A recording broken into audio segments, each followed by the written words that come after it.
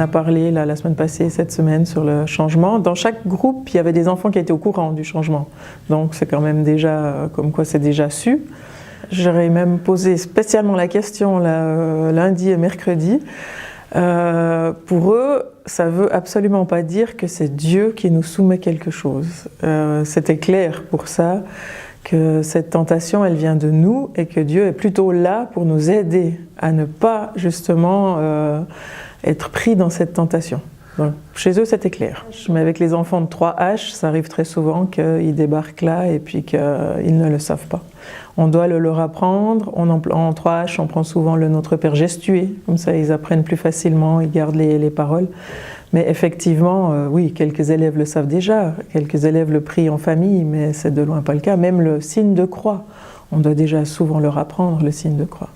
Alors c'est vrai qu'avec les plus petits, les 3-4H, ils se posent pas forcément la question de ce que veulent dire les paroles. Et c'est vrai que j'ai aussi des groupes de stage là, je vais pas forcément leur expliquer ce que veulent dire tout ça. Si tout d'un coup ça vient, oui, on en discute, sinon pas.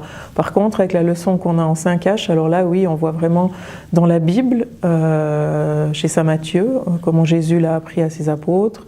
Après, on voit nos paroles, on fait déjà on essaye de voir les différences, et puis après on leur demande à quoi ça vous fait penser, que ce soit dans la Bible, que ce soit dans la liturgie, que ce soit dans leur vie.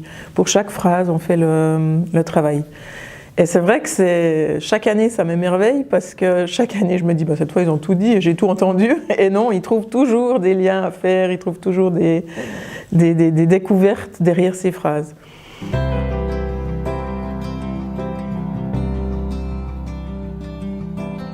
On espère que par le caté, pas seulement le Notre Père, mais plein d'autres, que la Bible, que les textes bibliques viennent dans les familles.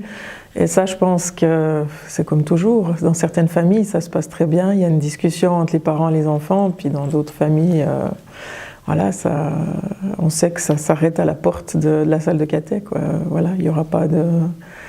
Alors bon, on essaye. Là, on va leur donner aussi de nouveau une petite carte avec les nouvelles paroles. Et puis on va leur demander de l'amener jusque chez eux.